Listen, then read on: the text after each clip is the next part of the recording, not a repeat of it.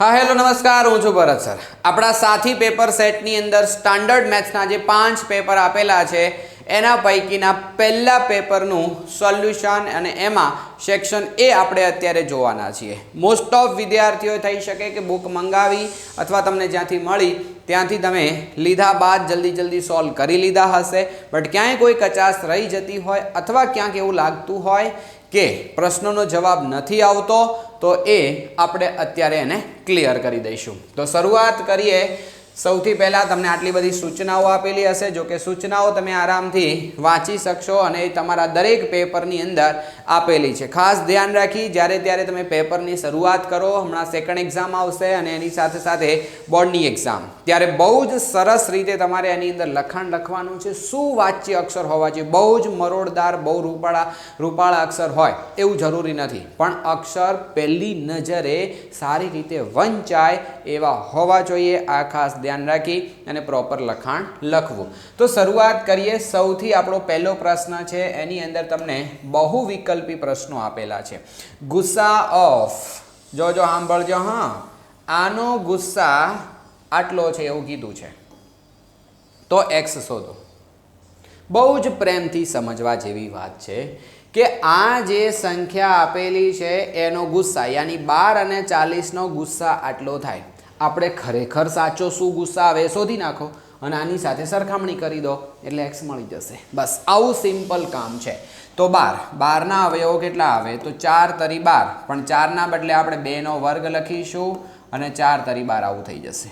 अने 40 तो 40 एटले 8 पंचा 40 थाय, बट 8 एटले शुं आवशे 2 नो घन गुण्या 5। गुस्सानो मतलब थाय गुरुतम सामान्य अवयव, बधामां होय एवो मोटामां मोटो।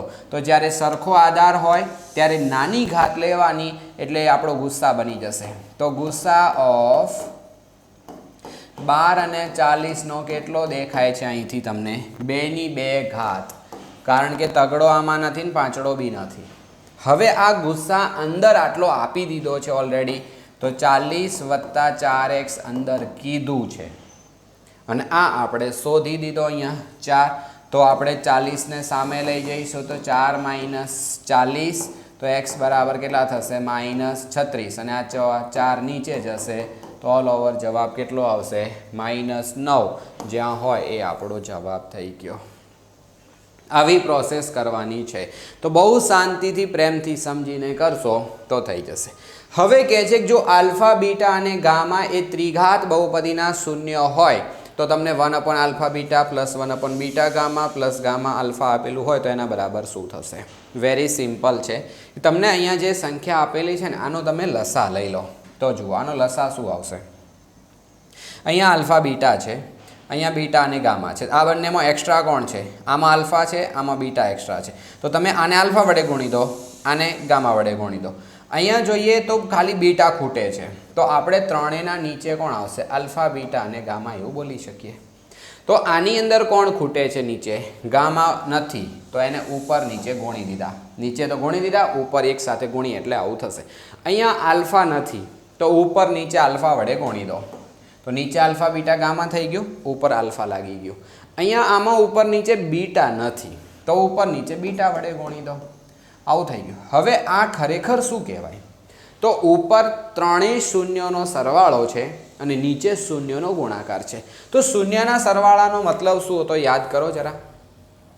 त्रिघात बहुपदीमां शून्यनो सरवाळो एटले कहेवाय -b/a अने शून्योनो गुणाकार एटले -d/a। आ सूत्रो याद रखजो।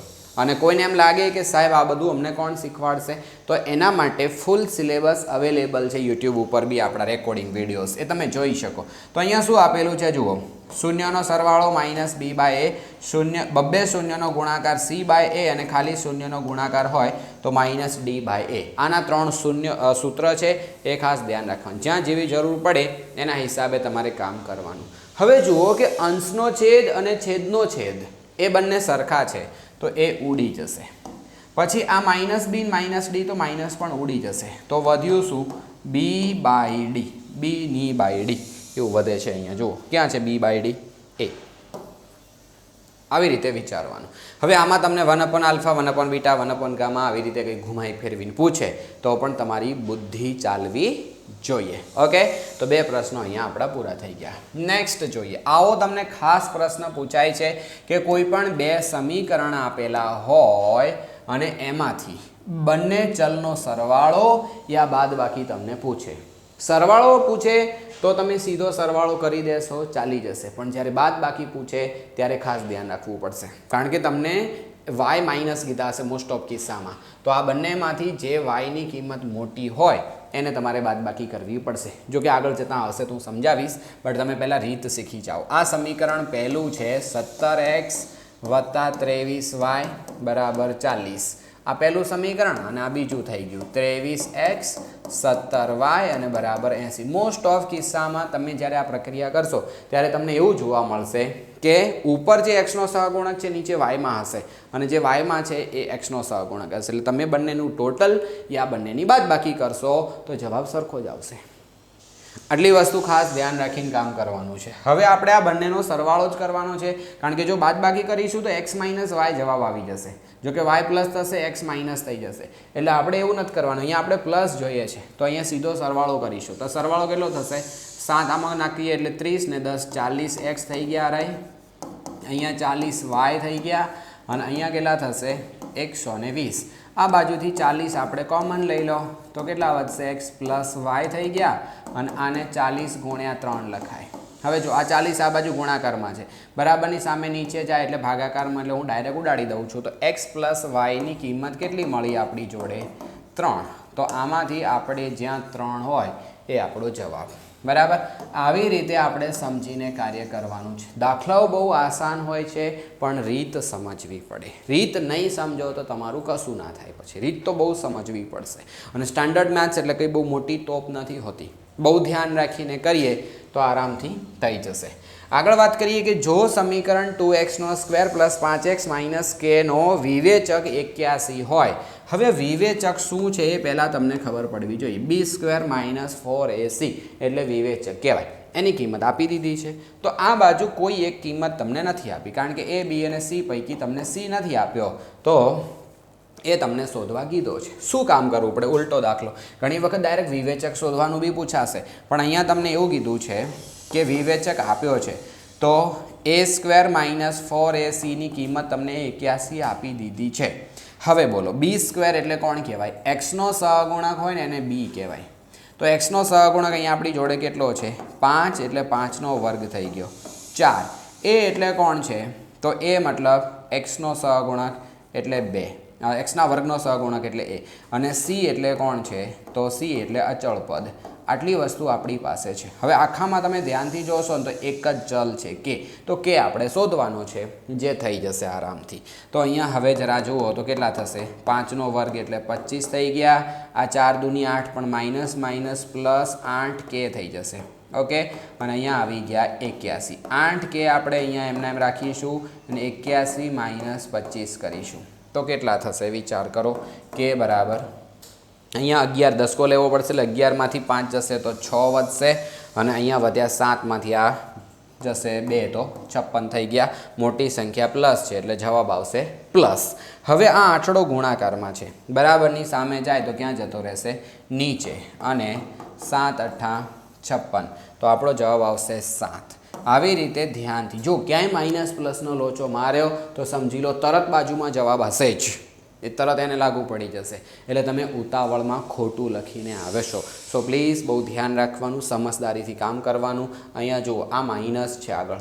માઇનસ એટલે હું એવું કહું છું કે એનું બચ્ચું, નાનું બચ્ચું હોય તો મમ્મી સાથે લઈ જાય. બરાબર, અગર એને એકલું છોડી દે તો ઘરે ધમ પછાડા કરે, રોવે, એને ચાનું કોણ રાખે, ઘણી બધી તકલીફો થઈ જાય. બરાબર, તો આ બધી વસ્તુ અહીંયા ધ્યાન રાખવું પડે. તો પહેલાં આનો વર્ગ થઈ ગયો -4a. a મતલબ xના વર્ગનો સહગુણક અને c મતલબ કોણ આવશે? અચળ પદ. આ નિશાની જો અગર તમે ના મૂકી હોય તો બધું ગરબડ ગોટાળો થઈ જશે.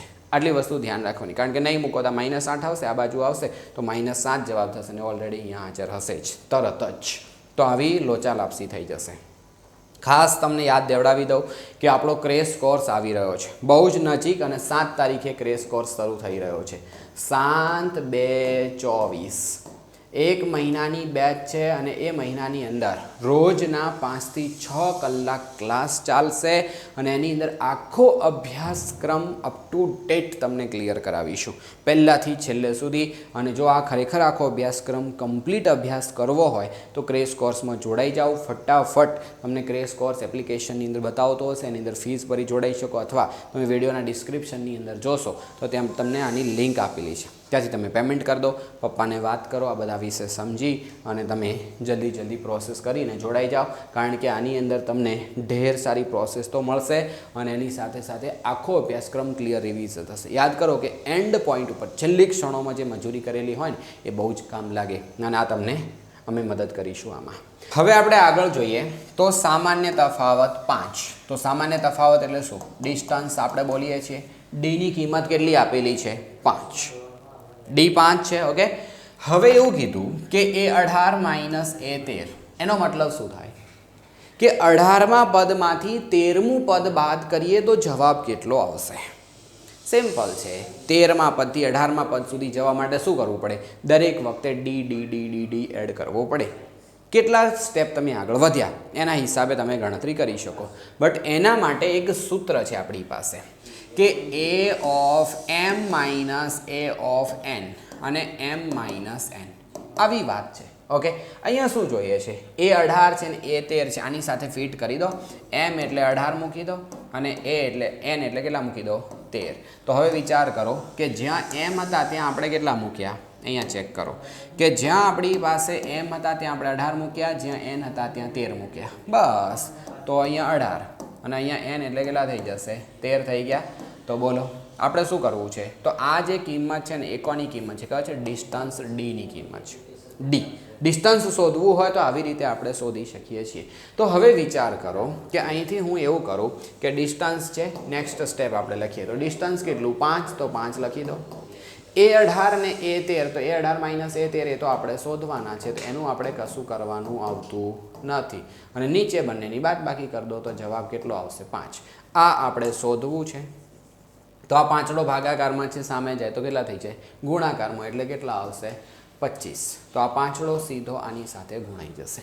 બિલકુલ આસાન હોય છે, બટ એમાં થોડીક જે પ્રોસેસની કમી હોય ને એ તમારે શીખવી પડે. એટલું તમે ધ્યાન રાખીને કરશો તો મજા થઈ જશે.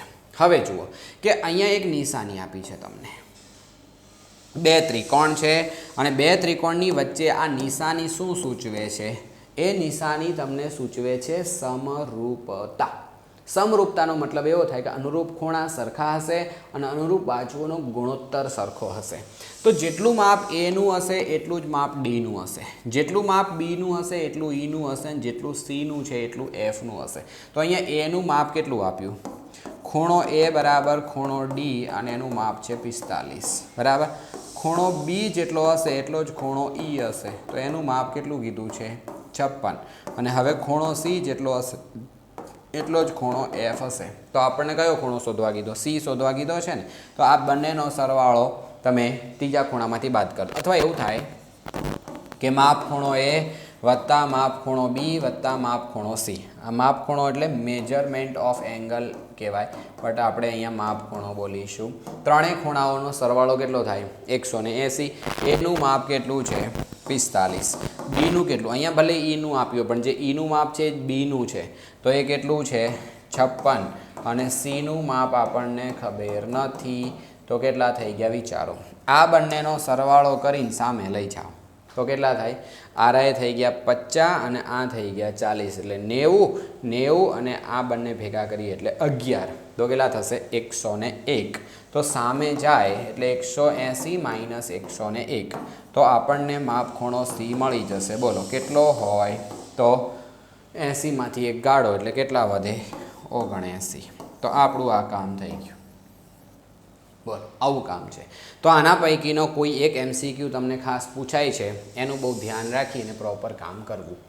જો બિંદુઓ એક્સ વાય એ બિંદુઓ એ અને બીથી સમાન અંતરે હોય તો નીચેનામાંથી શું સાચું છે? બહુ ધ્યાનથી પ્રેમથી વિચારો કે તમારી પાસે આ બિંદુ છે ને, આ બિંદુ આ બંનેથી સમાન અંતરે છે.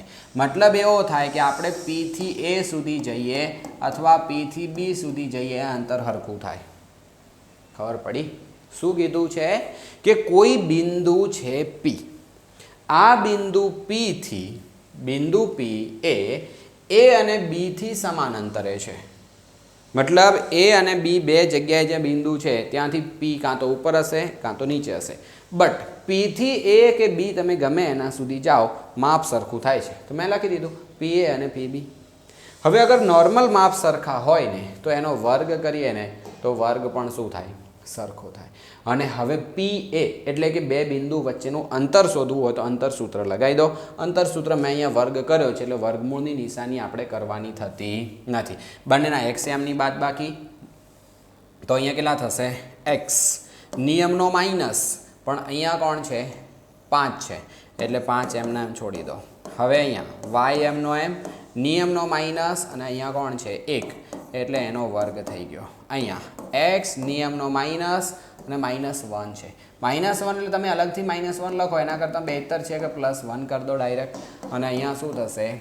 y અને આ બાદ કરો. મતલબ વાત એવી રીતે યાદ રાખવાની અંતર સૂત્ર વખતે કે બંનેના x યામની બાદબાકીનો વર્ગ અને બંનેના y યામની બાદબાકીનો વર્ગ, મતલબ જે બે બિંદુઓ વચ્ચેનું અંતર આપણે શોધતા હોઈએ એ બે બિંદુના x યામની બાદબાકીનો વર્ગ અને એ જ બંનેના y યામની બાદબાકીનો વર્ગ. આટલું કામ આપણે કરવાનું થાય. સાદું રૂપ આપી દો તો અહીંયા કેટલા થશે? પહેલાનો વર્ગ માઇનસ આ બંનેનો ગુણાકાર અને હજી ડબલ એટલે કે 2ab તો 5x ડબલ કરીએ એટલે 10x. બીજાનો વર્ગ એટલે 25. અહીંયા પહેલાનો વર્ગ એટલે y², બંનેનો ગુણાકાર એટલે y અને હજી ડબલ કરો એટલે -2y અને +1. આ બાજુ સાદુરૂપ આપો તો x નો વર્ગ થશે, પછી 2ab તો આ થઈ ગયા x અને ડબલ કરો એટલે 2x ને 1 નો વર્ગ. માઇનસ પ્લસમાં શું થશે? તો વચ્ચે પ્લસ હોય તો અહીંયા વચ્ચે પ્લસ આવે, માઇનસ હોય તો વચ્ચે માઇનસ. પહેલાં છેલ્લું એ હંમેશા પ્લસ જ રહેશે. પછી અહીંયા શું આવશે? પહેલાનો વર્ગ, બંનેનો ગુણાકાર એટલે -5 અને એના ડબલ કરો તો -10y અને 5 5 25. આ બાજુની કિંમતને સામે લઈ જઈએ એટલે નિશાની બદલી જાય. તો જેની નિશાની સરખી હોય એ ઉડી જશે. જૈસે કે x નો વર્ગ કેન્સલ, મતલબ એવું સમજો કે મેં આ બાજુથી આમ લાયા એટલે x નો વર્ગ - x નો વર્ગ એટલે કેન્સલ થઈ ગયા. y નો વર્ગ આ બાજુ આવશે તો -y નો વર્ગ કેન્સલ. અહીંયા 25 છે, પેલા 25 આ બાજુ આવશે તો -25 થઈ જશે. આ એક આ બાજુ પ્લસ છે, આ એક આ બાજુ આવશે તો માઇનસ થઈ જશે. શું વધ્યું હવે લખો? તો અહીંયા વધ્યા -10x અને અહીંયા વધ્યા -2y અને અહીંયા +2x અને -10y. ધ્યાનથી જુઓ અહીંયા બધું પ્લસ છે તો આપણે પ્લસ કરવાની કોશિશ કરો. આ બાજુ x છે ને મોટા છે, જો હું આ બગડો આ બાજુ લાવીશ તો આ બાજુ માઇનસ થઈ જશે બંને, અને આને જો આ બાજુ લાવીશ તો એ પ્લસ થશે. તો હું શું કામ કરું છું? જોજો અહીંથી આપણે આગળ વધીએ તો y ને આ બાજુ લઈ જઈએ. 2y હતા ને અહીંયા, આ 10y આ બાજુ લાવો તો પ્લસ થઈ જાય, અને 2x અહીંયા હતા આ 10x ને સામે લઈ જાઓ તો 10x પ્લસ થઈ જાય. મતલબ કે જે માઇનસ હતા એને સામે લઈ ગયા એટલે પ્લસ થઈ જશે. આ 10 અને આ 2 તો 10 પ્લસ છે, 2 માઇનસ છે, તો 10 માંથી 2 જાય તો 8 અને મોટા 10 છે એટલે 8y આવશે. અને અહીંયા બંનેનો સરવાળો થશે એટલે 12x થઈ જશે. બંનેમાં શું સરખું દેખાય છે? તો અહીંયા 4 દુ 8 કહેવાય અને અહીંયા 4 તરી 12 કહેવાય. તો બે બાજુથી ચોગડો કેન્સલ. તો તમને આવું ક્યાં દેખાય? 2y બરાબર 3x, 3x બરાબર 2y. આ આપણો જવાબ. બોલો, આવું થોડું લોંગ તમને વિચારવું પડે એવું કંઈ પૂછી શકે તો એમાં ધ્યાન રાખીને કામ કરવાનું. હવે કોઈને લાગે કે સાહેબ આ તો આખા 2 ગુણ યા 3 ગુણનો દાખલો છે. વાત સાચી છે, 1 માર્ક્સમાં બી આવું પૂછાઈ શકે. ભાઈ આપણે સ્ટાન્ડર્ડ મેથ્સ લીધું હોય તો થોડી ઊંચા લેવલની મજૂરી કરવા માટે રેડી રહેવાનું. અને બીજું છે કે આખા પેપરની અંદર કંઈ બધા દાખલા આવા ના હોય. 1 2 3 દાખલા યા 5 દાખલા એવા હશે કે જે લાંબા હોવાના ચાન્સ રહેલા છે. તો થોડી ઝડપ રાખવાની, જે સરળ હશે એ જલ્દી થઈ જશે અને જે લાંબા હશે થોડો સમય લેશે. એટલે ઓલ ઓવર જોવા જાઓ તો આપણા સમયનું બેલેન્સ થઈ જશે, કોઈ ચિંતાનો વિષય નથી. હવે અહીંયા જોઈએ કે આ ચોપડીનો બેઠો જ વિકલ્પ છે 9 બંનેમાં છે તો આપણે બહાર લઈ લો. અહીંયા વધ્યું શું? તો sec વર્ગ a અને -tan વર્ગ a. તો આ સીધું સૂત્ર જ છે કે 9 અને આની કિંમત 1 થશે તો શું આવશે 9. હવે કોઈને વિચાર આવે કે સાહેબ આ સૂત્ર ક્યાં હતું, કેવી રીતે આવતું હતું, તો સમજાવું જો. sin square a plus cos square a બરાબર 1 આ ત્રિકોણમિતિનું સૌથી પાયાનું સૂત્ર છે. અહીંયા જરા જુઓ તો ટેનમાં શું આવશે sin ભાગ્યા cos અને અહીંયા 1/cos મતલબ નીચે cos છે તો આપણે આને cos વડે ભાગી દો. અહીંયા cos વર્ગ a વડે ભાગ્યા, અહીંયા પણ cos વર્ગ a વડે ભાગ્યા અને અહીંયા પણ cos વર્ગ a વડે ભાગ્યા. કારણ કે અહીંયા ભેગું લખી શકાય. ભેગું મતલબ કે સમછેદી હોય તો ભેગું લખાય, પછી બંને નીચે cos ઉડી જાય.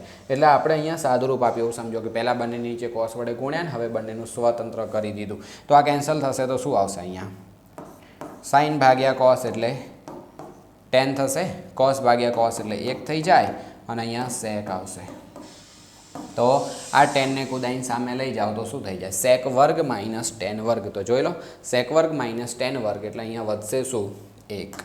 તો આ સૂત્ર જો તમને આવડતું હોય તો તમારું કામ થઈ જાય. એવી રીતે આનું એક બીજું પણ સૂત્ર છે. જો આને તમે sin વડે ભાગો તો sin કેન્સલ, અહીંયા sin વડે ભાગશો તો શું આવશે અહીંયા cos ભાગ્યા sin એટલે શું થાય cot થઈ જાય અને અહીંયા 1/sin એટલે શું થઈ જશે cosec વર્ગ થઈ જશે, cosec વર્ગ a. તો આ સૂત્રો ખાસ ધ્યાન રાખવાના. આના રિલેટેડ કોઈ બી પ્રશ્ન પૂછાય તો ધ્યાન. ક્યારેક એવું બી પૂછાય કે cot વર્ગ માઇનસ cosec વર્ગ, આને આ બાજુ લાવે, જैसे કે અહીંયા આવું થશે, આને આ બાજુ લાવે તો એકડાને સામે લઈ જવો પડે. તો tan વર્ગ માઇનસ sec વર્ગ બરાબર -1 થશે. તો આવું ક્યારેક ઘુમાઈ ફેરવીને પૂછે તો તમારે ખાસ ધ્યાન રાખી અને કામ કરવાનું રહેશે.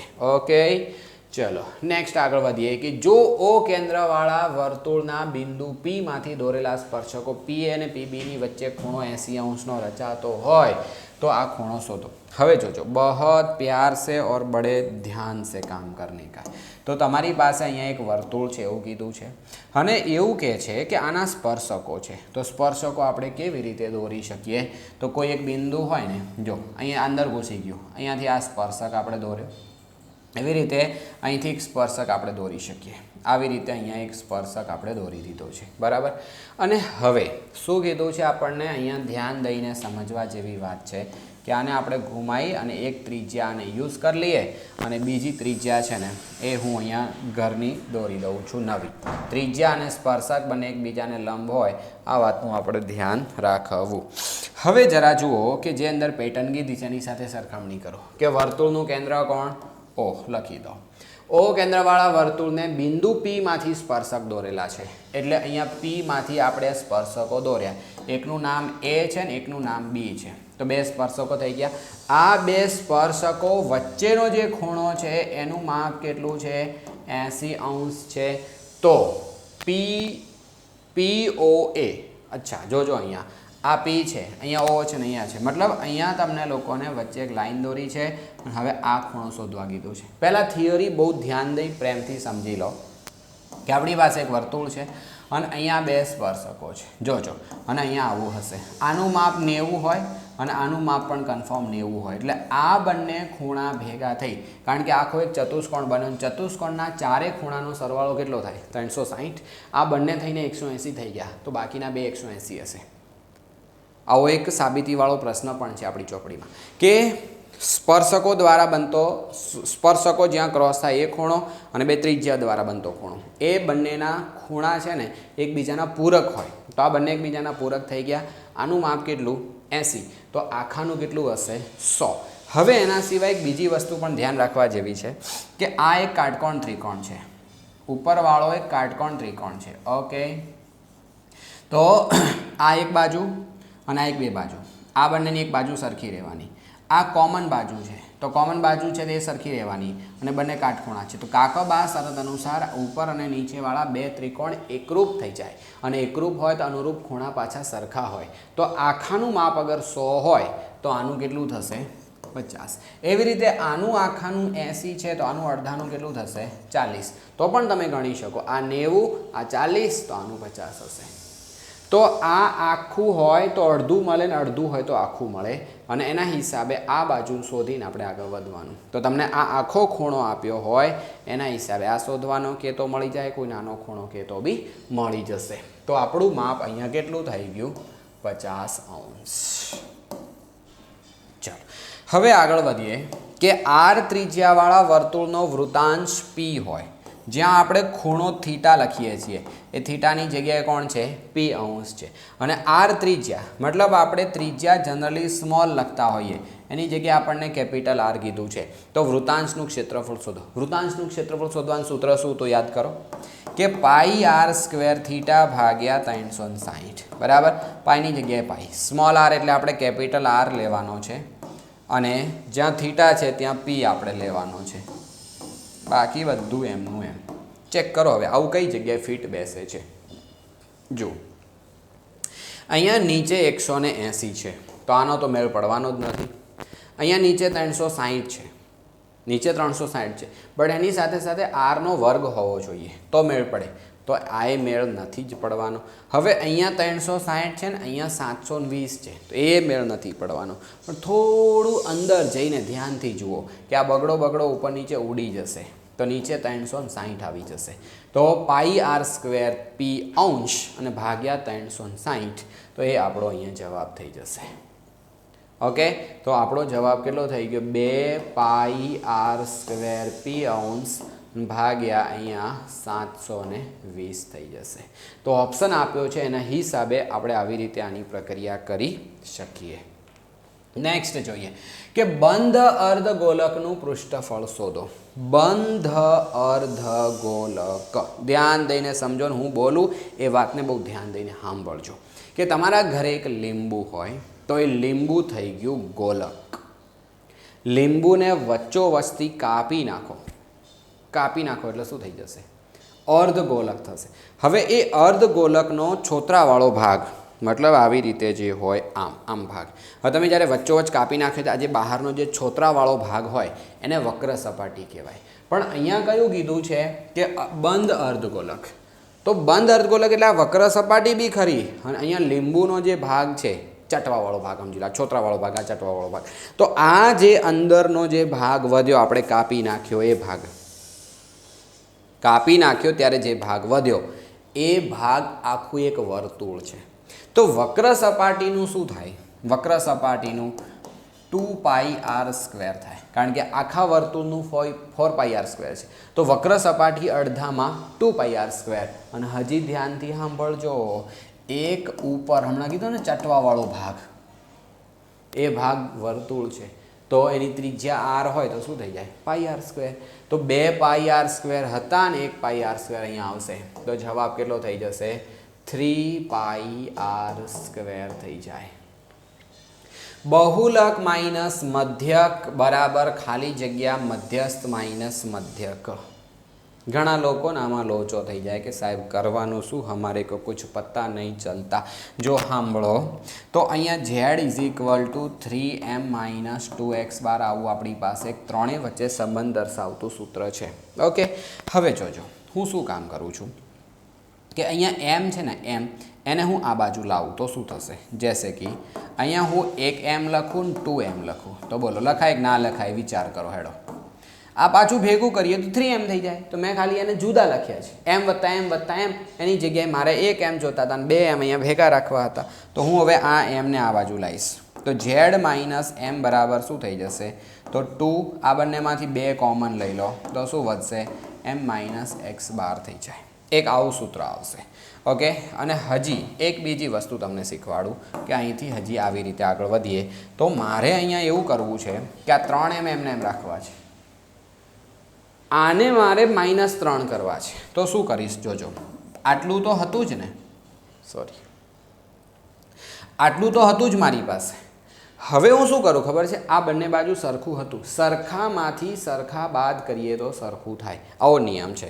તો હવે હું એવું કરું કે આમાંથી x બાર બાદ કરી દઉં અને આમાંથી પણ x બાર બાદ કરી દઉં, તો શું થશે? તો આ બે ભેગું થઈને કેટલું થઈ ગયું? z - x બાર થશે, અને અહીંયા 3m માઇનસ પ્લસ થશે 3x બાર. તો આ 3 કોમન લઈ લો તો શું આવશે? m - x બાર થઈ જશે. તો આ બંને સૂત્રો ખાસ યાદ રાખવાના. અહીંયા એક વખત તગડો આવે છે ને અહીંયા એક વખત બગડો આવે છે. હવે આમાં ઘણી વખત લોકોને લોચો થાય, તો ફરી તમને એક શોર્ટકટ ટ્રીક બતાવું છું. અહીંયા ઝેડમાંથી m બાદ કરો, ઝેડમાંથી શું બાદ કરો? m. તો અહીંયા બાજુમાં શું આવશે? બગડો. ઝેડમાંથી x બાર બાદ કરો, x બાર તો અહીંયા શું આવશે તગડો ચેક કરો 1 2 અને 3 અક્ષર છે અને અહીંયા કેટલા અક્ષર છે 2 તો અહીંયા શું કર્યું જો આ z કહેવાય બહુલક એટલે આ મધ્યક એટલે x બાર કહેવાય x બાર 3 અક્ષર તો અહીંયા શું હશે તગડો મધ્યસ્થ માઇનસ મધ્યક રેડી તો આ શોર્ટકટ ખાસ યાદ રાખજો ધ્યાનથી પ્રેમથી સમજીને યાદ રાખવાનો નેક્સ્ટ ફરી યાદ દેવડાવી દઉં કે આપણો ક્રેશ કોર્સ બહુ જ નજીક છે અને એક્ઝામ બાદ તરત શરૂ થઈ રહ્યો છે જો પહેલી અને બીજી પરીક્ષા કરતાં બેટર રિઝલ્ટ લાવવું છે તમે જે જગ્યાએ હોવ એનાથી હજી વધારે સારું લાવવું હોય તમે એક હોશિયાર વિદ્યાર્થી હો અને તમને લાગે કે સાહેબ મારે 95% તો ઓલરેડી પહેલી બીજીમાં હતું તો હવે મારે ક્યાં એક્સ્ટ્રા જરૂર છે જરૂર તો તમને એક્સ્ટ્રા લાભ થશે હજી કોઈને લાગે કે સાહેબ મારું તો ઓલરેડી 40 50 કે 60 70 80 જ્યાં હોય ત્યાંથી તમારે વધારવું હોય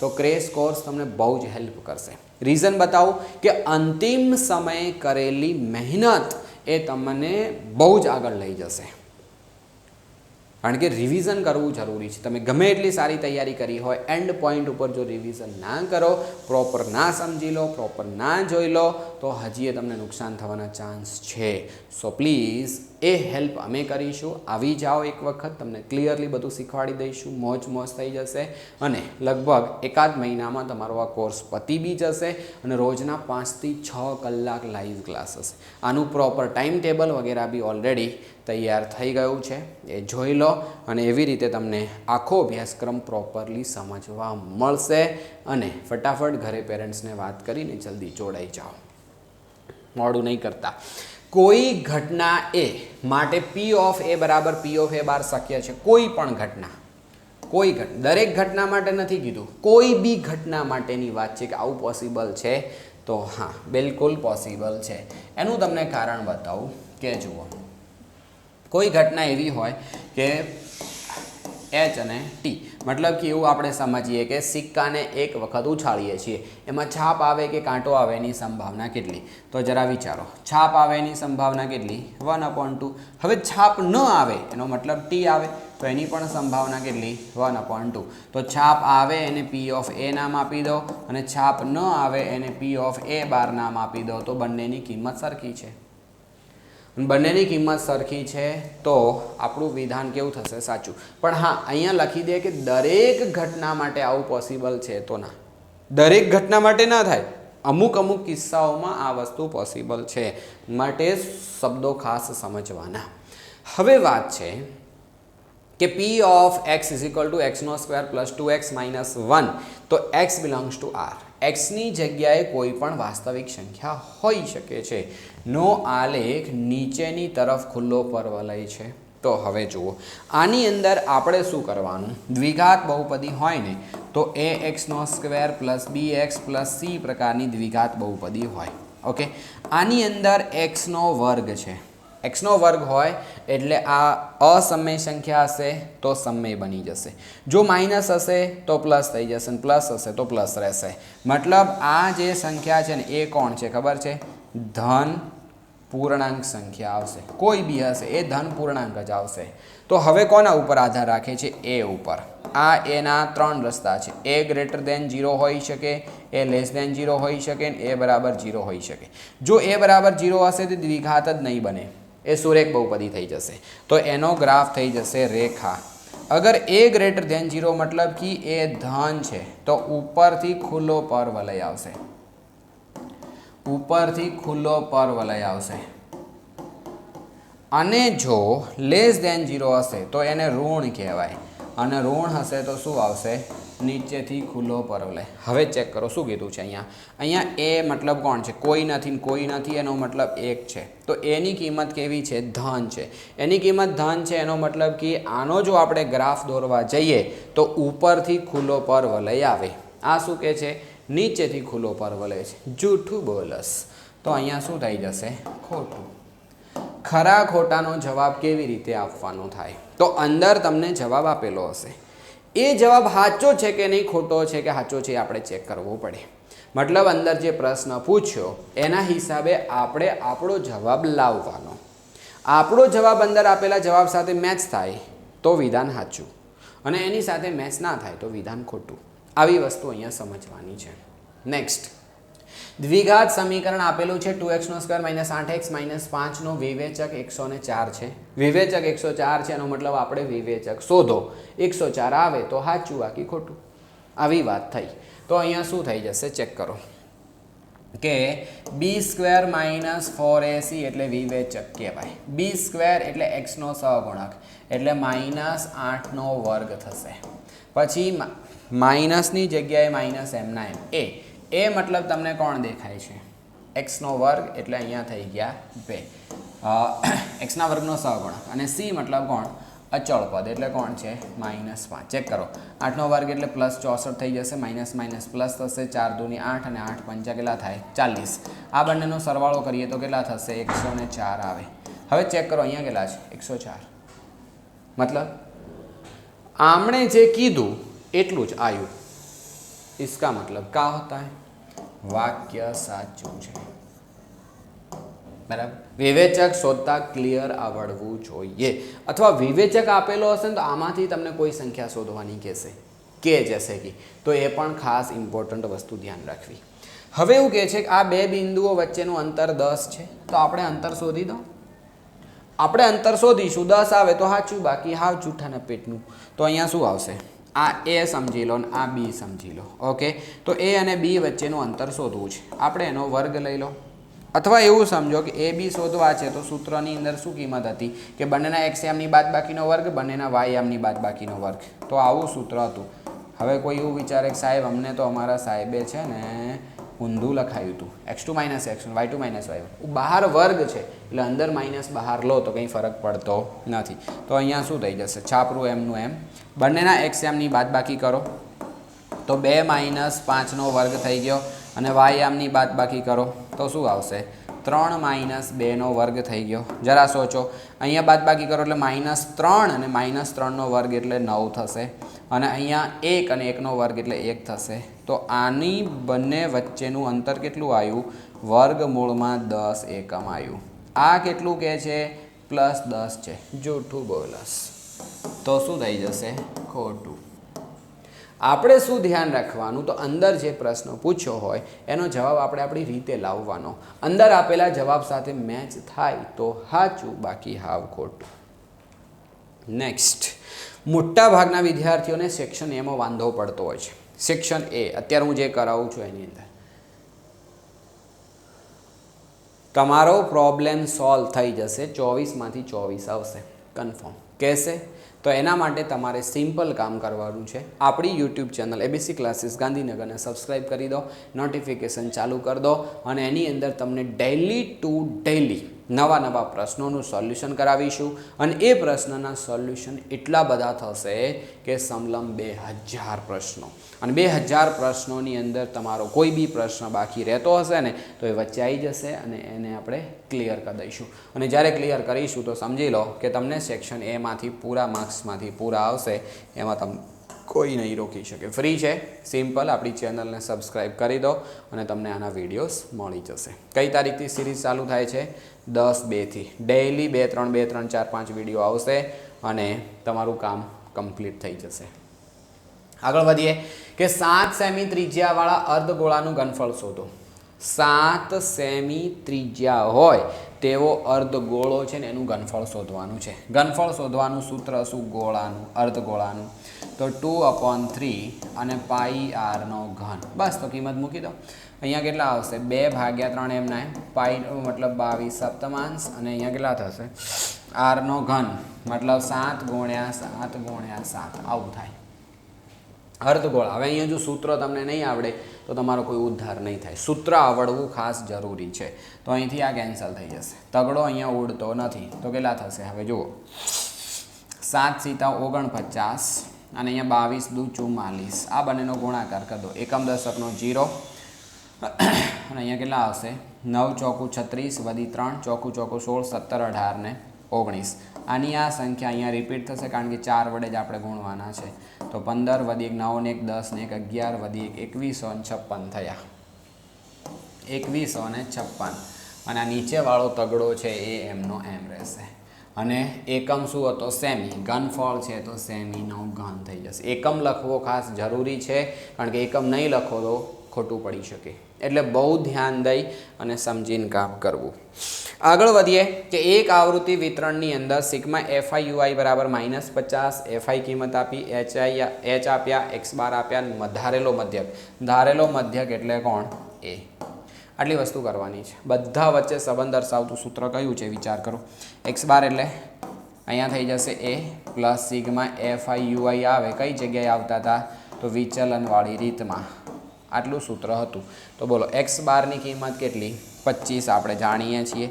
એની આપણને ખબર નથી. સિગ્મા એફઆઈ યુઆઈ કેટલા? -50. સિગ્મા એફઆઈ કેટલા? તો 100 અને એચ કેટલા? 10. બસ થઈ ગયું બધું કામ. તો 25 બરાબર એ. આ જો આ માઇનસ અહીંયા પ્લસ એટલે ઓલ ઓવર આ આખું શું થઈ જાય? માઇનસ થશે. અને આ 0 0 કેન્સલ, 0 0 કેન્સલ, તો -5. 5 આ બાજુ જાય એટલે પ્લસ થશે. તો 25 + 5 બરાબર એ. તો એની કિંમત કેટલી થઈ ગઈ? 30. તો આપણને ધારેલો મધ્યક એ શોધવા કીધો તો મળી ગયો. આનો કોઈ એકમ નથી તો એ તમારે લખવાનો આવતો નથી. ખ્યાલ આવી ગયો? તો તમને આવી રીતે કોઈ કિંમત આપીશ. આવો દાખલો 2 માર્ક્સની અંદર બી પૂછાઈ શકે. બધી કિંમતો તમને રેડી આપીશ. કોઠો વગેરે કશું નહીં બનાવવાનું. બધી જ કિંમતો રેડી આપી હશે. મધ્યક, મધ્યસ્થ, બહુલકી અથવા એમાંથી તમને કોઈ એક કિંમત શોધવાની કીધી હોય, બધી આપી હશે, એક શોધવાની હોય. તો આવી રીતે તમારે કામ કરવાનું. હવે એવું કીધું કે 65 અને 117નો ગુસ્સા કેટલો થશે? ગુસ્સાનો મતલબ શું થાય? આના અવયવો પહેલાં તો પાડી દો. 13 × 5 = 65 એટલે 5 × 13 થાય. અને 13 અને 5 બંને અવિભાજ્ય ઘટકો થઈ ગયા. અને અહીંયા શું આવશે? 13 × 9 = 117 થશે. તો 3નો વર્ગ અને ગુણ્યા 13 થઈ ગયા. એટલે થાય ને 13 × 9 13 એડ કરીએ એટલે કેટલા થઈ જશે? 20 ને 30. બરાબર છે. હવે આ બંનેમાં હોય એવું કોમન કોણ છે? તો સિમ્પલ ગુસ્સા ઓફ 65 અને 117નો જવાબ થઈ ગયો 13. કેલ ખતમ. આટલી પ્રોસેસ તમારે કરવાની હતી. હવે એક સમીકરણ આપેલું છે, દ્વિઘાત સમીકરણનો ઉકેલ ના બીજ પરસ્પર વ્યસ્ત હોય. હવે આ વાક્યને બચ્ચો બહુ ધ્યાન આપજો કે બીજ એટલે એવું સમજી લો કે એના શૂન્યો. ચોથા ચેપ્ટરમાં બીજા ચેપ્ટરમાં ક્યાંક અમુક વસ્તુ કોમન હશે એને ધ્યાન દઈને સમજવાની કે બીજ પરસ્પર વ્યસ્ત હોય મતલબ એના શૂન્યો પરસ્પર વ્યસ્ત છે. અને શૂન્યો જો વ્યસ્ત હોય તો શૂન્યોનો ગુણાકાર 1 થાય. તો તમને આ દાખલામાં શું આપ્યું છે ખબર છે? આલ્ફા × બીટાની કિંમત 1 આપી છે. શૂન્યોનો ગુણાકાર 1 છે એવી વાત છે. હવે જો શૂન્યનો ગુણાકાર 1 હોય તો તમને શું કીધું છે? એમની કિંમત શોધો. તો કોઈ બાત નહીં. શૂન્યના ગુણાકાર માટેનો નિયમ શું હતો? વિચાર કરો. હા, c/a. સરવાળો હતો -b/a. ગુણાકાર હતો c/ દ્વિઘાત સમીકરણ માટે. તો અહીંયા આવશે 1. ચલો c કોણ છે આ રકમમાં? c મતલબ m. અચળ સંખ્યા હોય એને c કહેવાય. અને a મતલબ કોણ છે? x ના વર્ગના સહગુણકને a કહેવાય. તો 6 બરાબર 1. તો એમની કિંમત કેટલી થઈ ગઈ? 6. બસ આવું કામ તમારે કરવાનું છે. વેરી ઇઝી હોય છે. પણ આ એક જ વસ્તુ જો ના સમજાય, ઘણા હોશિયાર વિદ્યાર્થીઓ હોય ને એ બી પૂછતા હોય કે સાહેબ આમાં તકલીફ થાય છે. ભાઈ જુઓ, શાંતિથી થોડું દિમાગ લગાવવાનું કે આ કહેવા શું માંગે છે. બીજ વ્યસ્ત છે. દાખલો ચોથા પાઠનો છે બટ આપણે ચેપ્ટર 2 મુજબ આની ગણતરી કરવાની. હવે કોઈ કહે સાહેબ આવું ગણતરીમાં પૂછાય તો ગણતરીમાં પૂછાવા નથી. 1 માર્ક્સમાં પૂછે તો ગણતરી આપવા નથી. આપણે ખાલી જવાબથી મતલબ છે. હવે કોઈ કે તોય સાહેબ અમારે ગણવો હોય તમે કેવી રીતે ગણી શકાય? તો પછી ગણી શકાય ભાઈ. એના માટે પછી લાંબી માથાફોડ કરવી પડે ને એ મને એમાં મજા નહીં આવતી કરાવવાની. જુઓ ફરી યાદ ખાસ દેવડાવી દઉં કે ક્રેશ કોર્સ આપણો આવી રહ્યો છે 7/2થી શરૂ થઈ રહી છે બેચ. બહુ જ જલ્દી સ્ટાર્ટ થઈ રહ્યું છે. હજી કોઈ તકલીફ હોય, ક્યાંય કચાશ રહી જતી હોય, સિલેબસ કમ્પ્લીટ કરવો હોય, પહેલી બીજી કરતાં સારું રિઝલ્ટ લાવવું હોય તો ક્રેશ કોર્સ મોસ્ટ ઇમ્પોર્ટન્ટ સાબિત થશે. અને ડેઇલી 6 કલાકના ક્લાસ હશે. એકદમ અપ લેવલ ઉપર તમારી તૈયારી થઈ જશે. મોજથી પહેલી બીજી કરતાં સારું પરિણામ આવશે. ચોક્કસ છે. જોડાઈ જજો. પછીના પસ્તાવો એ ધ્યાન રાખજો. છેલ્લે પહોંચી ગયા છીએ કે બહુપદીની ઘાત જોડકામાં જોડો. બહુપદીની ઘાત એટલે કેટલી થાય? સૌથી મોટી ઘાત એને બહુપદીની ઘાત કહેવાય. આ બહુપદીમાં સૌથી મોટી ઘાત કેટલી છે? 3. તો એનો મતલબ આને જોડી દો આની સાથે. ઓકે. અને અહીંયા છે આની, જો આની ઘાત દેખાતી જ નથી, કોઈ ના હોય તો 1 છે તો આની ઘાત 1 થશે. બટ એક્ઝામની અંદર તમે આવું નહીં કરતા. એક્ઝામમાં તમારે કેવી રીતે લખવાનું? પુરવણીમાં લખવું પડશે. તો 21 નંબર આ લખવાનું પહેલાં, એની સામે તીર કરીને સી અને 3, એકલો સી નહીં લખવાનો, એકલો તગડો નહીં લખવાનો, બંને લખવાનું. એવી રીતે 22 કરીને આ લખવાનું, સામે તીર કરીને A1 લખી દેવાનું. અને જો તમે સાથી પેપર સેટ મંગાવ્યું હશે તો આમાં શું કરવું, આ ટાઇટલ કદાચ ત્યાં પ્રિન્ટિંગ મિસ્ટેક છે, તો આ ટાઇટલ શું હતું એ હવે તમે ધ્યાન રાખજો. Okay, next. કાટકોણ ત્રિકોણ આપેલો છે, એમાં ખૂણો બી હોય તો આપણે જોડકા જોડવાના છે. તો હવે યાદ કરો કે બધાનું કહી દઉં ફટાફટ. સાઇન થીટાનો મતલબ શું હતો, સામેની બાજુ ભાગ્યા કર્ણ. ઓકે, પછી કોસ થીટામાં શું હતું, પાક એટલે પાસેની બાજુ ભાગ્યા કર્ણ.